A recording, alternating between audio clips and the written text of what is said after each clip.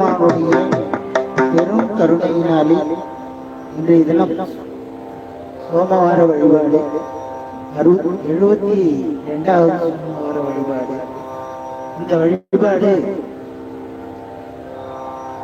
சீர்காழியிலே அருளி செய்யப்பட்ட பதிகங்களை தொடர் விண்ணப்பமாக இன்றைய தினம் சிந்திப்பதற்கு இறைவனுடைய திருவருள் கூட்டியிருக்கிறது. இந்த சீர்காழி தலத்திலே இறைவன் 12 பெயர்களை தன்னுள்ளே அடக்கி ஒவ்வொரு பிரளய காலத்திலேயும் ஒவ்வொரு பெயரையும் நமக்கு அருளி செய்து அந்த பெயரிலே இருக்கக்கூடிய சிறப்புகளை எல்லாம் நமக்கு அறியும் வண்ணமாக இந்த தலமானது விளங்கிக் கொண்டிருக்கிறது. இந்த தலத்திலே மொத்தம் 22 தீர்த்தங்கள் இருப்பதாக சொல்லப்படுகிறது. அந்த 22 தீர்த்தங்களும் எங்கு உள்ளது என்பதையெல்லாம் நாம் சென்று தரிசிக்க வேண்டும். அப்படிப்பட்ட தீர்த்தங்களிலே நாம் பெயரையாவது கேட்டு நாம் அந்த புண்ணியத்தை அடைய வேண்டும் என்பதற்காக அந்த தீர்த்தங்களுடைய பெயரை நாம் இப்பொழுது ஒரு முறை நாம் கூறி மகிழ்வோமாக. முதலாவதாக பிரம்ம தீர்த்தம், இரண்டாவது காளி தீர்த்தம், மூணாவது சூழ தீர்த்தம், நாலாவது ஆனந்த தீர்த்தம், அஞ்சாவது வைணவ தீர்த்தம், ஆறாவது ராகு தீர்த்தம், ஏழாவது ஆழி தீர்த்தம், எட்டாவது சங்கு தீர்த்தம், ஒன்பதாவது சுக்கிர தீர்த்தம், 10வது பராச தீர்த்தம், 11வது அகத்திய தீர்த்தம், 12வது கௌதம தீர்த்தம், 13வது தீர்த்தம் வன்னி தீர்த்தம், 14வது தீர்த்தம் குமார தீர்த்தம், 17வது தீர்த்தம் சூரிய தீர்த்தம், 18வது தீர்த்தம் சந்திர தீர்த்தம், 19வது தீர்த்தம் கேது தீர்த்தம், 20வது தீர்த்தம் அண்ட தீர்த்தம் ஆகிய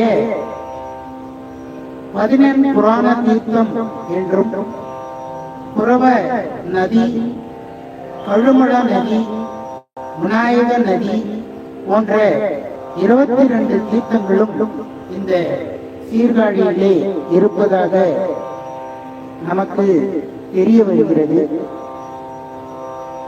இந்த தலத்திலேதான் வழிபட்ட பிரம்மா, குரு பகவான், திருமான், சிவி சக்கரவர்த்தி, காளி, பராச முனிவர், புரோச முனிவர், ராகு, கேது, சூரியன், அக்னி, ஆதிசேடன், வியாச முனிவர், முருகப்பெருமான், சம்பந்தர், அப்பர், சுந்தரர், மாணிக்க வாசகர், பட்டினத்து பிள்ளையார் போன்ற அருளாளர்கள் எல்லாம் இந்த தலத்திலே வழிபட்டு அருள் பெற்றிருக்கிறார்கள். நாமும் இந்த தலத்திலே அருள் பெறுவதற்காக நம்முடைய குருவாக விளங்கக்கூடிய திருஞான சம்பந்த பெருமானுடைய பதிகங்களை எல்லாம் பாடி நாம் அருளை பெறுவோம். சென்ற சோமவாரத்திலே திரு பிரம்மபுரம் என்று சொல்லக்கூடிய தலத்தினுடைய பதிகங்கள் 5 விண்ணப்பம் செய்தோம்.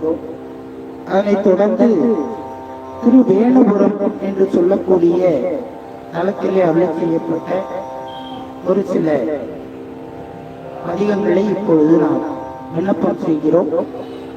இந்த வேணுபுரம் என்பது, வேணு என்று சொன்னால் மூங்கில் காடு என்று பொருள். இந்திரன் சூரபத்மனுக்காக பயந்து கொண்டு சீர்காழியிலே வந்து சிவபூஜை செய்கிறார். அப்பொழுது சீர்காழியிலே இருப்பதை தெரிந்து கொண்டு சூரபத்மனுடைய தங்கை சூரபத்மனிடத்திலே சென்று கூறியவுடனே எப்படியாவது நம்மை சிறைபிடித்து விடுவார்கள் என்று பயந்து கொண்டு இந்திரன் மூங்கில் காட்டிலே அங்கே மறைந்து வாழ்கிறான். அதாவது கந்தபுராணத்துல இந்திரனை சுற்றி இருந்த அத்தனை பேரும் சூரபத்மனுக்கு அடிமை பூண்டார்கள்.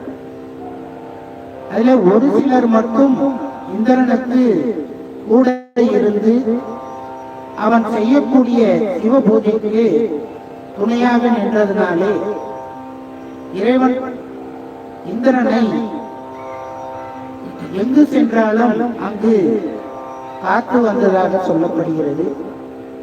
அப்படி மூங்கில் காட்டிலே இருந்து இந்திரன் சிவபூஜை செய்கின்ற பொழுது இறைவன் தோன்றி அவருக்கு அருள் புரிகிறார். இதெல்லாம் சீர்காழியிலே நடந்தது. அப்படி இந்திரனுக்கு அந்த மூங்கில் மரத்திலே வெளிப்பட்டு தோன்றியதனாலே அதற்கு வேணுபுரம் என்று சுந்தரபுரம் நம்முடைய திருஞான சம்பந்தர் சுவாமிகள் பெயரிட்டு அதற்கு கிட்டத்தட்ட ஒரு 3 பதிகங்களை பாடி நமக்கு அருளுகிறார். அந்த 3 பதிகங்களும் இப்பொழுது நாம் விண்ணப்பம் செய்வோம்.